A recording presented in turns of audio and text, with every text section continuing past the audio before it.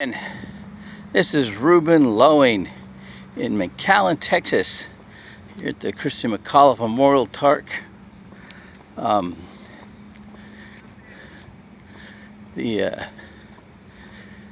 was in the park this morning. The only one in the park with me looked like a police officer come walking up, and I get to where the parking lot is. One of the parking lots. There's two parking lots in the park.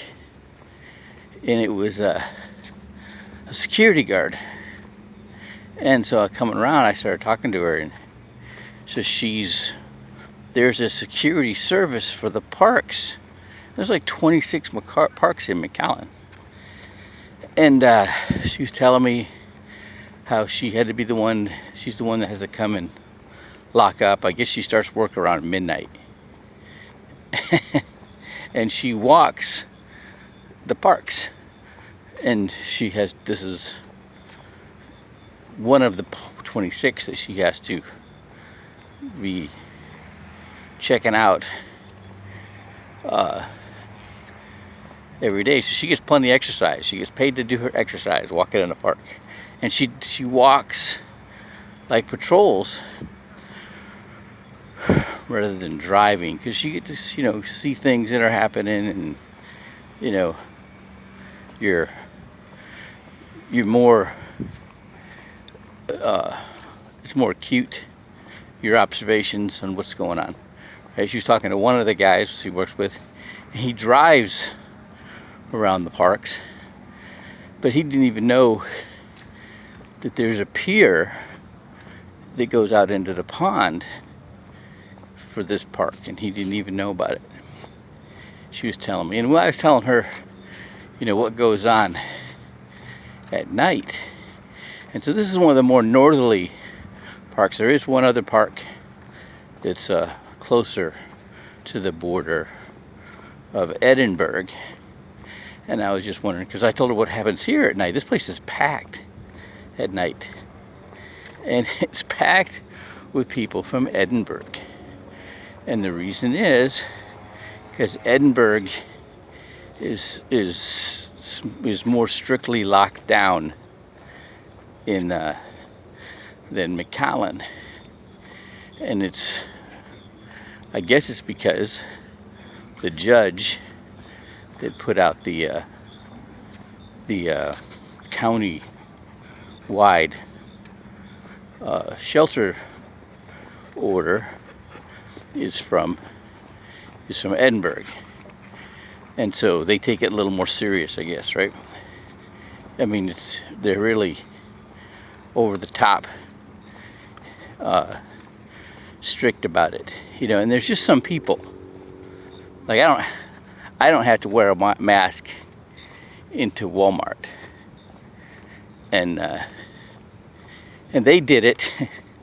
I basically got aggressively approached by 3 Walmart associates, and it triggered my PTSD, which puts me in a pretty bad mood. And one of my buddies sent me a email with the Walmart corporate information, and in his understanding, that you get a reference number that you could show that you were exempt from wearing a mask. And so I called them up, and they don't do that, but I told them the situation, and they said, from now on, when you go to Walmart, you just tell them, who you are, and ask for the manager, and they'll let you. And that's happened, a couple times. It's like I shop without a mask. But there's always somebody there going, "Where's your mask?" I'm like, "Talk to your manager." and it's just, but what I've unfolded, and I said this yesterday, was that it's really interesting. It's the control of the media, CNN and CSNBC,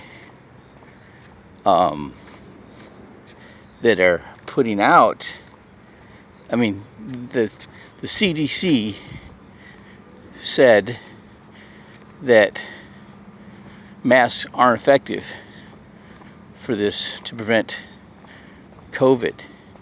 And then the CDC changed their tried to change the verbiage and to state that this is a threat to young children and to, so somebody in the CDC was trying to change the narrative.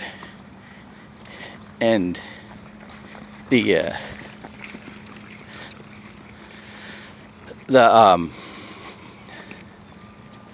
but then basically saying it was, in the atmosphere, in the air, not just transferred by spittle from sneezing and coughing, but tried to change it, saying it was actually in the air, and they made him, and then they rebutted that. Okay, but there is a concerted effort to have people wear masks, which is basically they're just showing control, exercising their control, and they through the media, all right, and the media can say anything. Now, almost there's repercussions. I heard this is really amazing.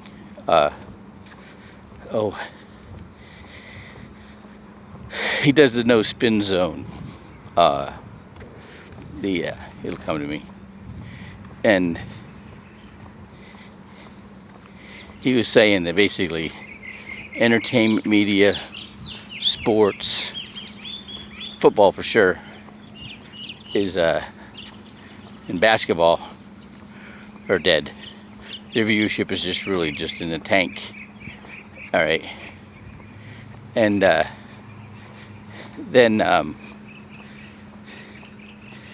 it's just it's having entertainment, movies, and it's really hurting them.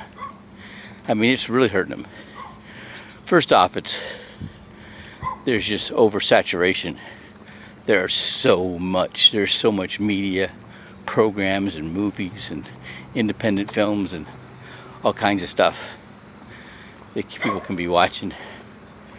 It's just nutty.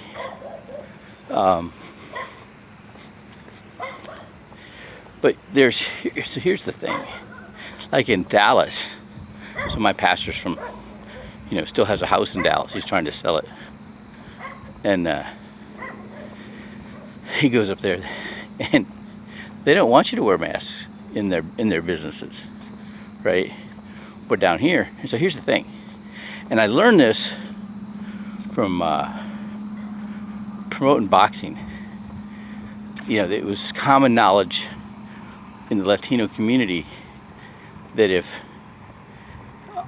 that promoters love Mexican fighters because Latinos are love boxing so much. They're like, if it's a choice between paying the rent and going to the fight, they're going to the fight. All right, and then that some like 92% of Hispanics will believe something they hear on television before they believe somebody that they know, that they personally know. Okay, now that's gonna be the case until they've been lied to. There's something in a word I've learned called el pordiosero.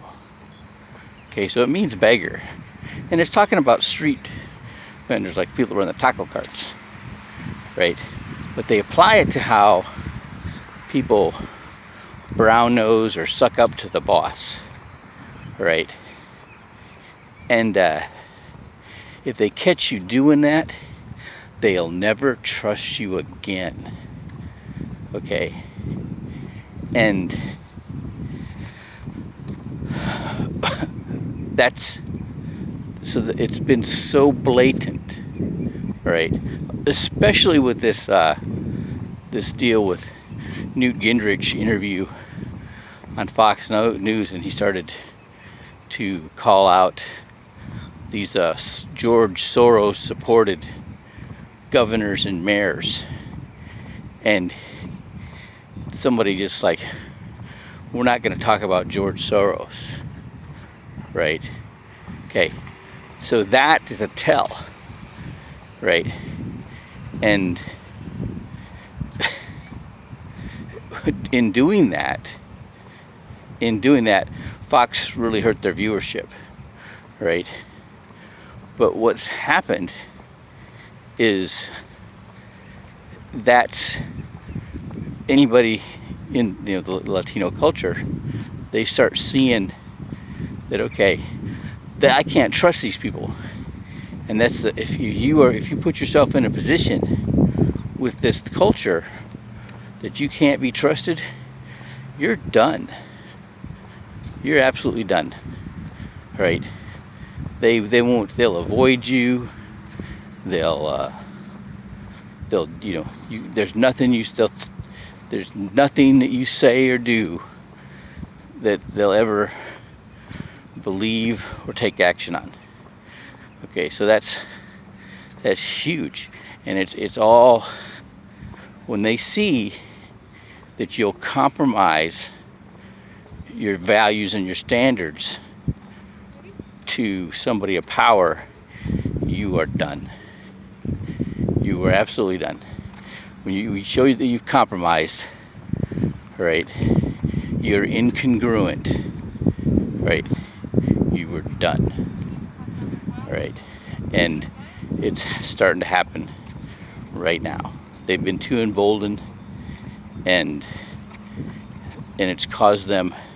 They're trying to push a narrative, and they're getting caught because they're trying to make us do things that aren't actually. I'm seeing these two ladies right now. They're running in the park. They were running. One of them's wearing a mask, but she's got it down so she can breathe out her nose, and the other one's not wearing a mask, right? And it's, why wear a mask, right? And there's the mask become a fashion statement right now, right? It's not. There's no functionality to it, all right? It's not serving a purpose other than showing control. So when you wear a mask, all right, you are basically advertising that you're under media control. Isn't that? And that's what they want anyways. Right? They're seeing what their reach is. Right? And in some areas it's stronger than others. Right? All right.